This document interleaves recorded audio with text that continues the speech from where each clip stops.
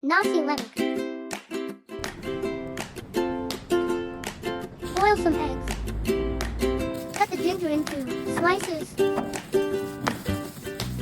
Cut the lemongrass.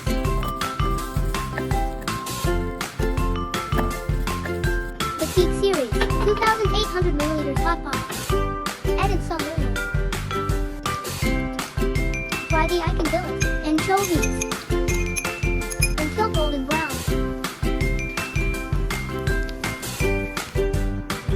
Fry the peanuts using low heat to fry. After cooling, pour in the white rice. Add in sliced ginger, lemongrass, and pandan leaves. Add in some santan. Add water, just enough to cover the rice. Stir evenly. Cover the lid. Boil over high heat until boiling. Turn off the fire. Cover it and let it steam for 20 minutes. Add in some sambaling juice. The fluid set for later use. After 20 minutes, stir evenly.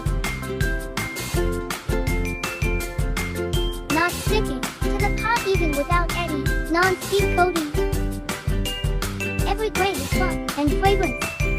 Decorate with some peanut, anchovies, and sambal. Also the food that you like to eat.